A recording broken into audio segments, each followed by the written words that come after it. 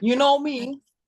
I'm shy. I'm the one who's gonna like now try to interview you, which is a bit nerve-wracking. Don't be stuttering on me now.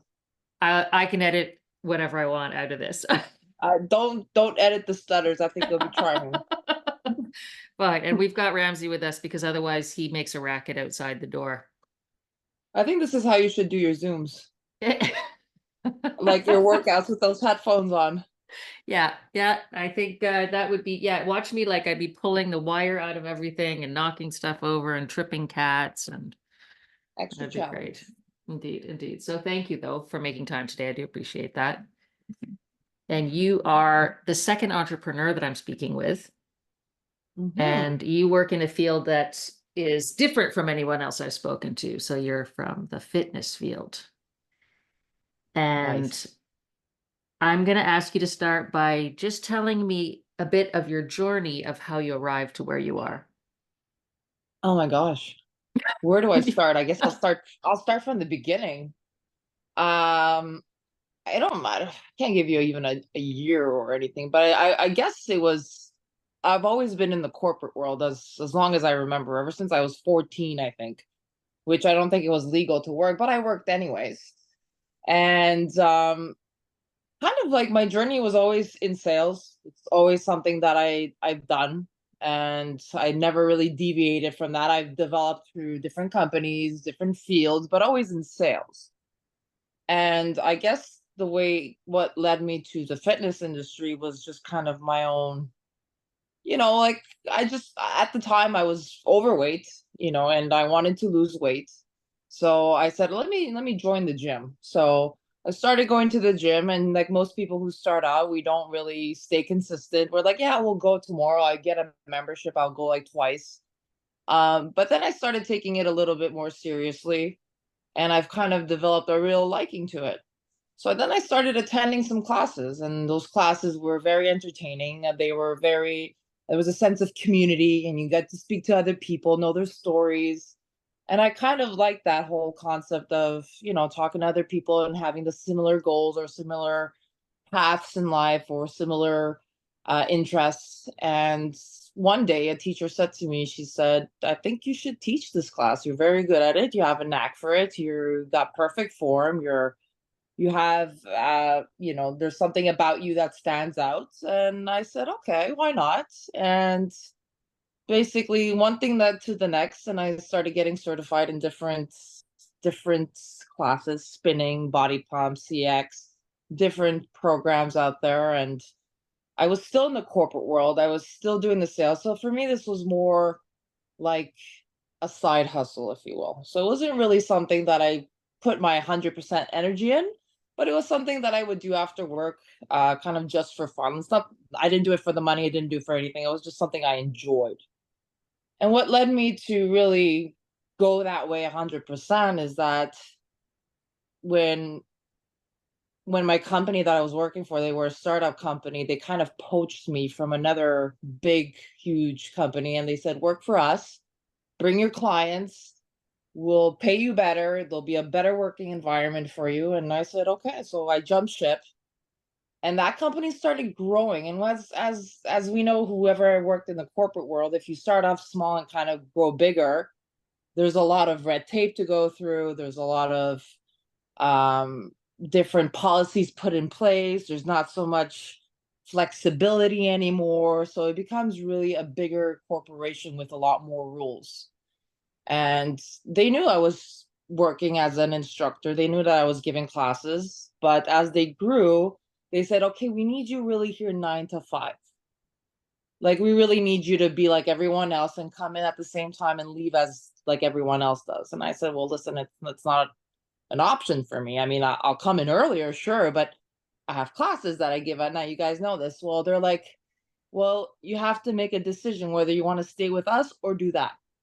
And the following day, I gave him my 2 weeks notice. So that's how it kind of led me to that industry 100%. Scary, but that's what I did.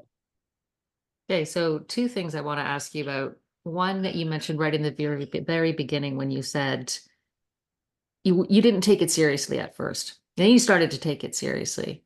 What was Mhm. that shift that happened where you went from, because I mean, I know, like a lot of people know, it's super overwhelming to go to the gym if you're not in shape and you're surrounded by people who know what they're doing and look better than you do. And a lot of people stop and start and stop and start. So, what was that trigger for you to say, actually, no, you know what? I'm putting myself all in this. I'm just going to take the chance. I'm jumping in. So if I understand your question correctly, is what made me take that next step to kind of leave my job and pursue the career in fitness? Is that what you're asking me? That was the second one, actually. So, and maybe Oh, they're related. Maybe they're okay. related, actually. That's interesting. So the first one was, what made you start taking going to the gym seriously in the beginning when you were just had joined the gym, and at the beginning you were kind of like, you go, you don't go. And then at some point Okay. you decided, I'm going in for my personal fitness. I'm changing my life in this way. Well, I think in a sense I started feeling better about myself. I started seeing a change in my body, in my mood. At the time I was going through some hardships, um which kind of brought me to a low, so I needed an outlet, and the gym was my outlet. So every time I'd go there, I'd see people, I'd talk to people, I made friends through the gym, even, friends that exist today, Sarah.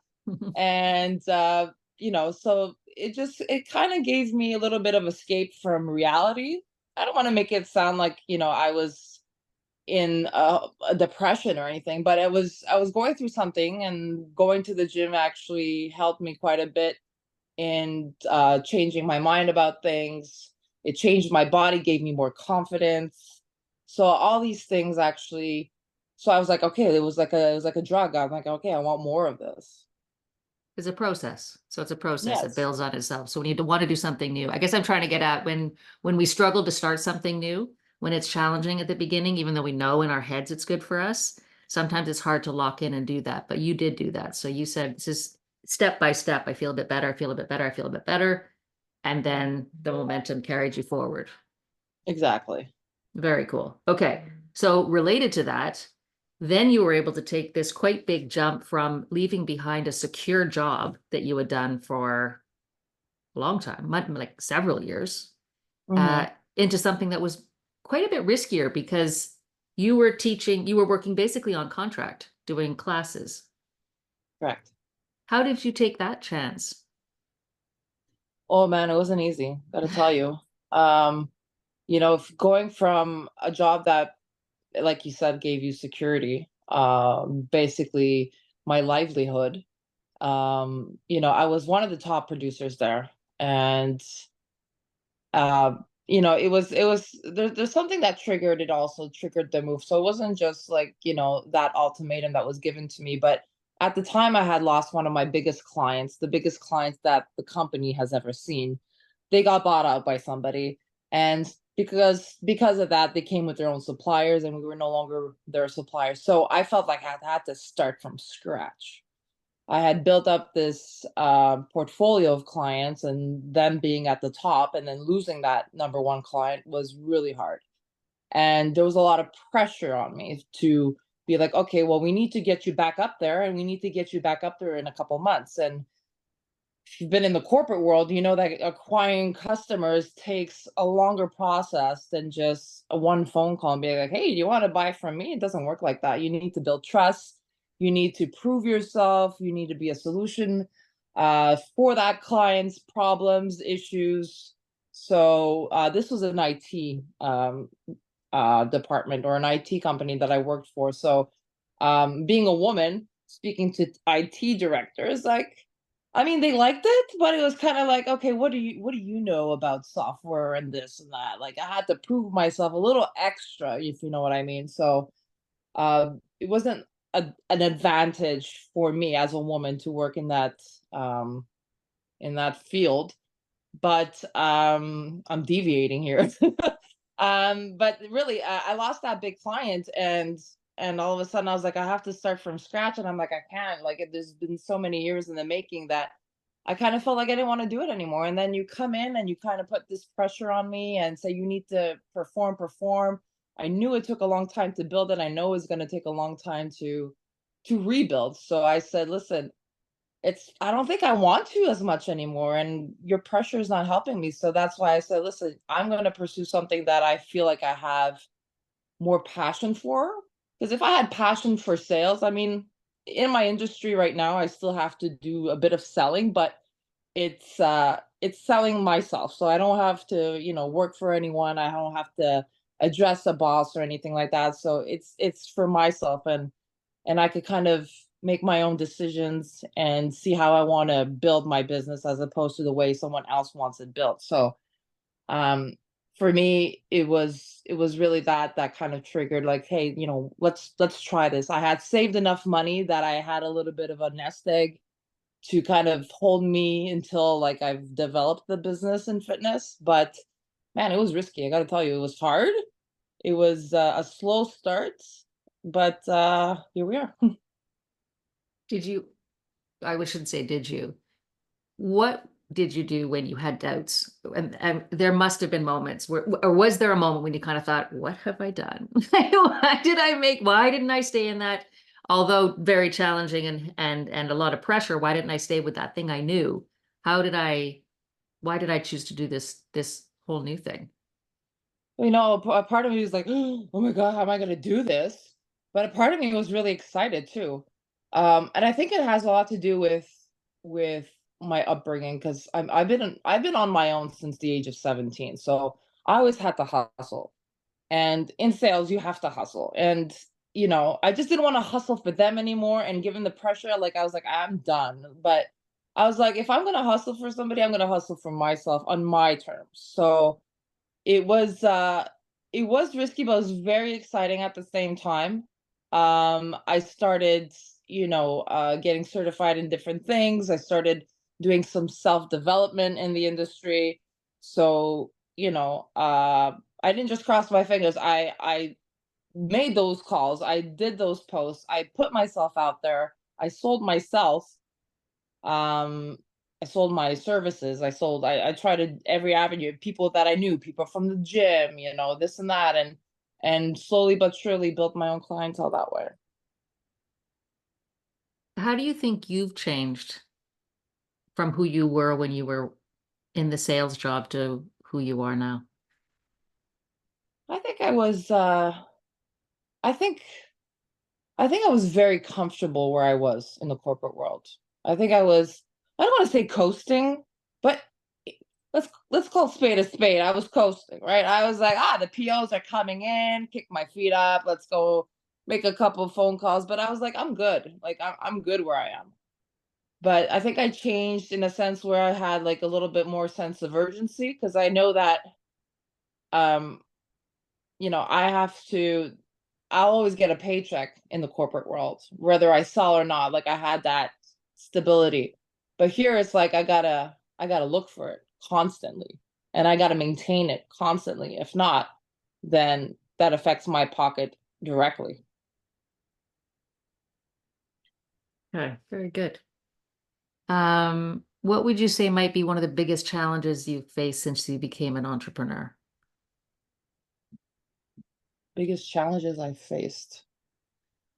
Uh, well, I mean, I guess customer loyalty is one thing that I kind of knew. Like, I mean, coming from a sales world, I knew that certain customers, would look elsewhere or price things out through different suppliers.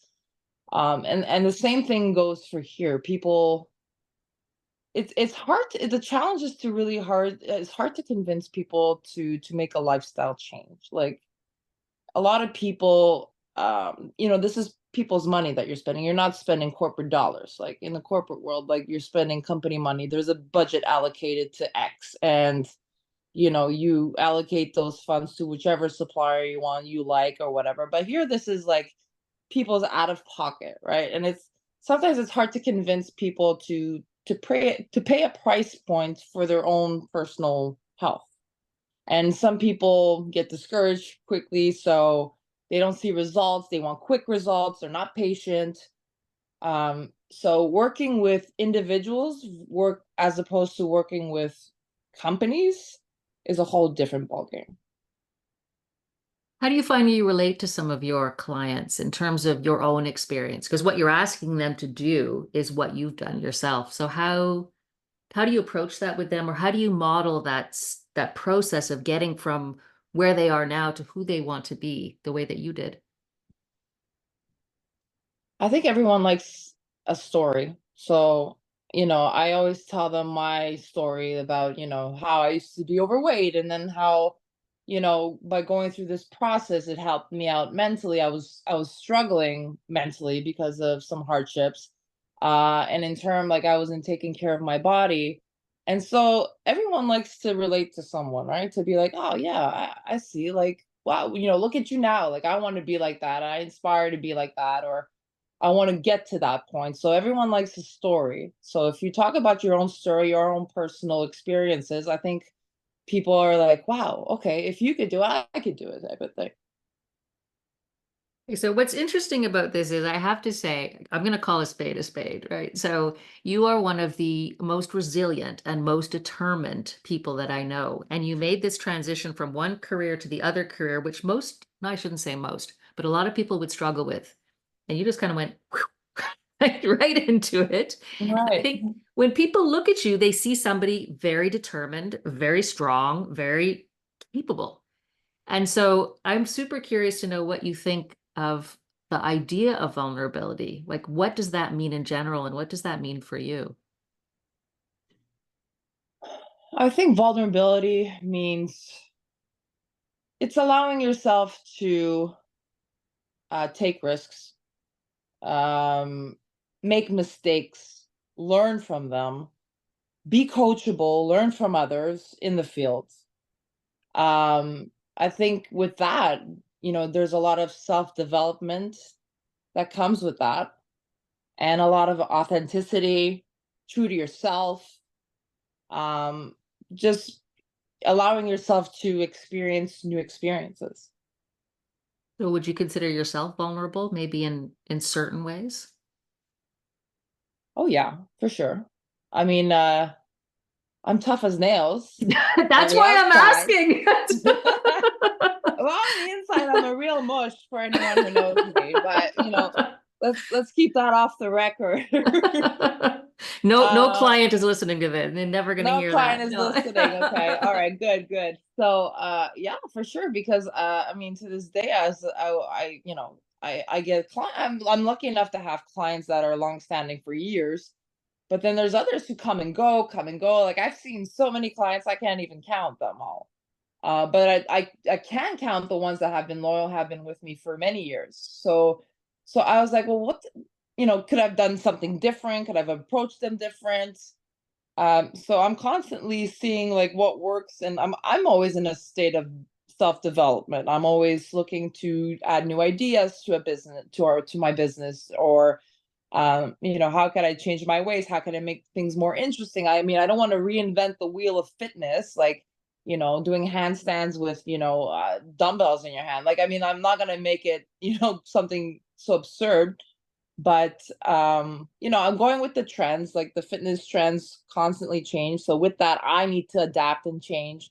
I don't want to be another Polaroid where I just come out of business, right? And like, I'm not keeping up with the trends. So, it's a constant eye out, looking out for the competition. What are they doing? What's working for them? What's not?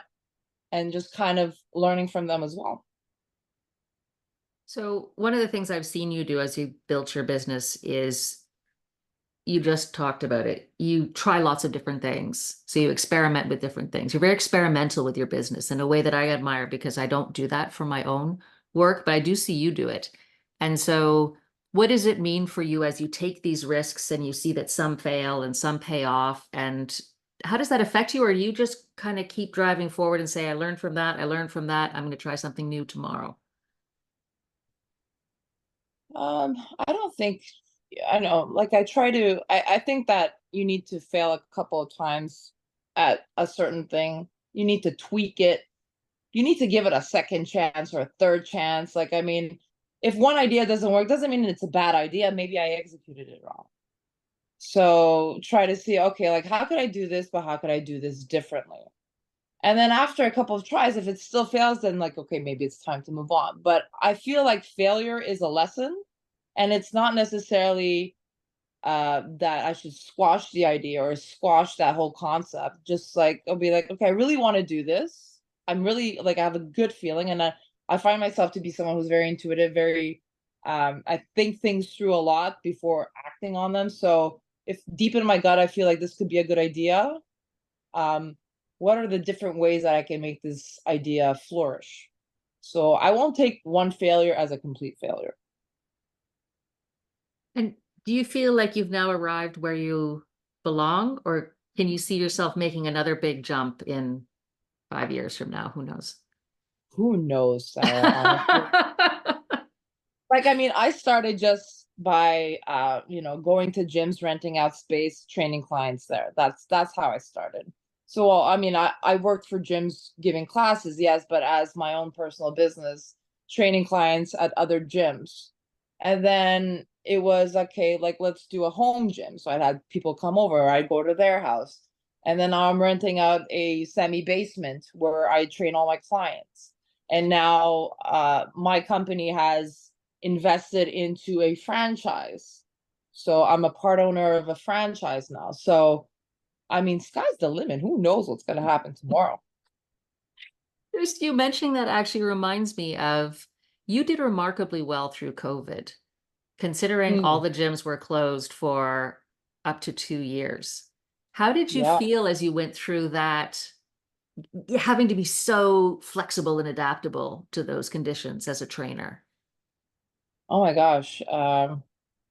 It like I already had my foot in the industry, obviously. So I had, the classes I was giving, the clients, the people that I knew from those classes.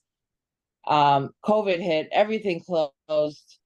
And I was like, well, why should we stop? Let's do this through Zoom. Let's continue because the gym's closed. I didn't stop my workouts. I invested in equipment. I bought equipment. I put him here in the living room. It was a disaster that at the time I didn't have my own space, so I just put him here in the living room or in the dining area. It was a complete disaster, but it worked. It kept me sane. It kept me busy.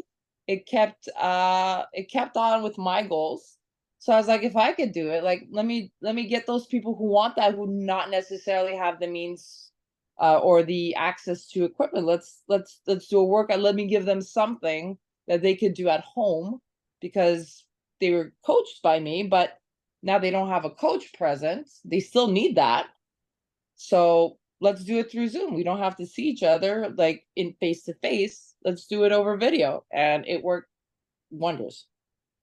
It actually worked amazing. I'm just going to reference quickly the fact that you had me flipping tires down my hallway. So that's part of a Yes, workout. It was I remember. Those some good epic. times. Good times, good times. But We also make that do with amazing. what we got. Yeah, no, that was super cool. But it also was interesting because that has remained now part of your business. So I still do Zoom with you once a week. We would never have done Yes, that before COVID, but it adds to the repertoire of offerings that you have now. absolutely. Yeah. You're amazingly adaptable. You have to be. You have to be able to learn and progress. And if you're not, you don't, I think. I feel like people are not meant to be stagnant. People are meant to develop. I mean, our bodies age, we age. Our mind needs to go along with that. Like, I mean, if we stay stuck in one thing, we'll never develop. We'll never have new experiences. And I find like that's why like I don't know what the future brings. You asked me like, am I stopping here? What's the plan for the future? I don't know.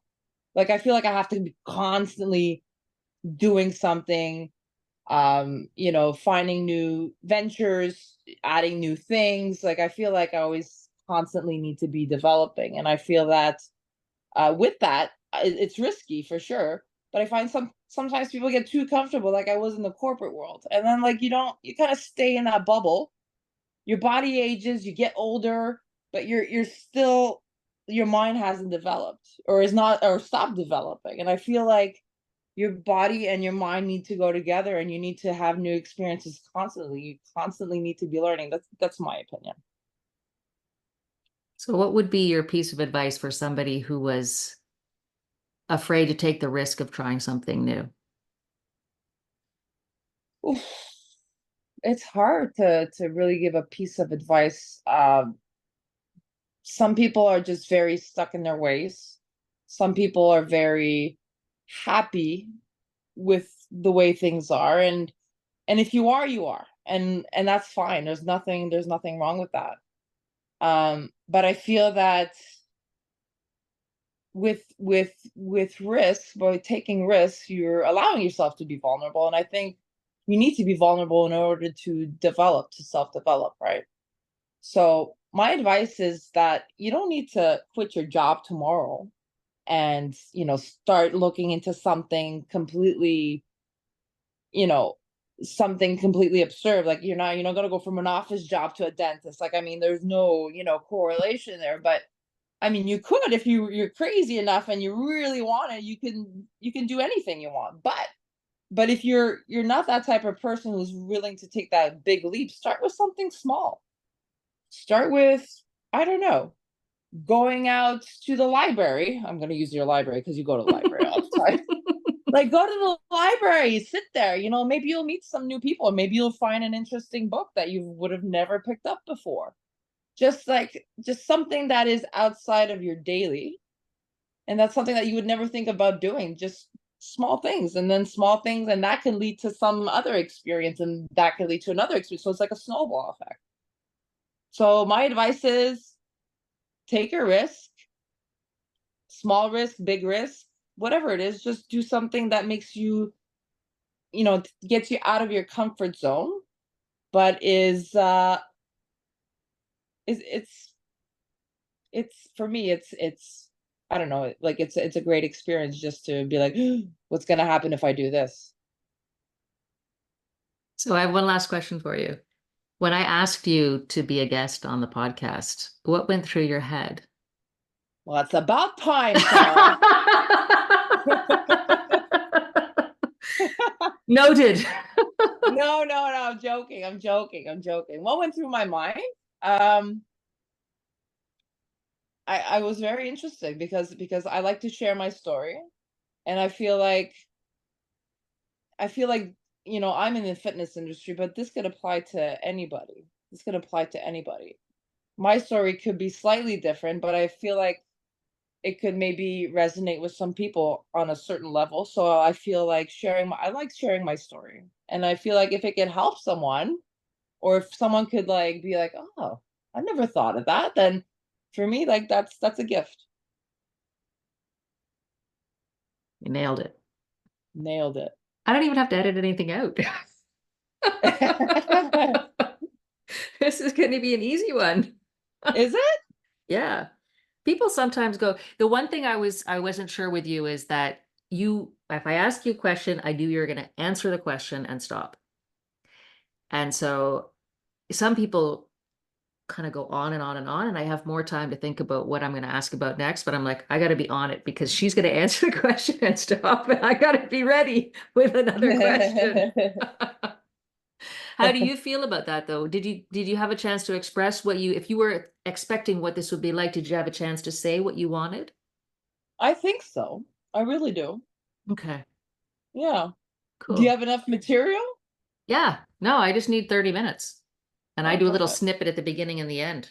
So that was like efficient as always. And get in there, get it done, get Get shit out. done. You got shit done today. You got shit done. That was great. All right. Awesome. Uh, um, I would ask that if you could send me 2 or 3 photos that represent you or your work. One could be a headshot. That's always nice. And then it could be 2 or 3 or 1 or 2 other photos of, it could be you working out, could be a spin bike. It could be anything that you think represents who you are as a Okay. person, as a fitness person. All right. Sounds good. Cool. Yeah, it's a bit harder when it's you because I don't know, I'm a little bit more like, I don't know, a little Yeah. bit more What? nervous, bit more nervous, bit more Why? nervous. I don't know. When I talk to people I don't know at all now, I'm not nervous at all. But because I know Oh. you well, it's like, I don't know, just want it to work. And then I want to make sure I ask the right questions. I want to make sure you feel comfortable and you know what you want to say. And like, I kind of answered the questions I sent you, but kind of not. So Mm. No, You no, it seem, was, I thought it went, I thought it was a good flow. yeah, well, you were prepared. So thank you for that. That was very good. Yes, And I agree yes. with you that the things that you share, and that's why I am making an effort not to speak just to like technically who would we consider artists. I'm calling it like it's creatives, and it's anybody who's taken a risk with their life or their work and is doing something different, and how they got to that, I think is just always interesting. Mm. Yeah, for sure, for sure. Yeah. Okay, cool. And you have such a great radio voice, Sarah. It's crazy. I think it's because it gets disconnected from my face. That's all. Like all of a sudden, people are like, I never knew you had such a voice. And I was like, I've talked to you all my life. So I don't know what it is. It's like when you can't see me, it sounds better. I don't know. I mean, I So still funny. see you, but I think like when you're just like talking about this, when you're asking the questions, when you're conducting the interview, I feel like you have this like professional voice. Like Mm, just talking, because when we're talking, we don't pay attention to, right. not that we don't pay attention to the words, but we don't really pay attention to like how things are said. You just kind of like have a conversation here. Yeah. And this was like, you know, ask, answer, and it's like, I don't know. Or maybe your audio is great. I don't know. So it kind of brings out your It's voice this more. mic here. Yeah. I have a It could be mic. that. Yeah. And you're Yeah. not panting either, right? Like doing a sit Yeah, up. exactly. I'm not sweating my ass off trying to do it, Right? trying to finish a workout.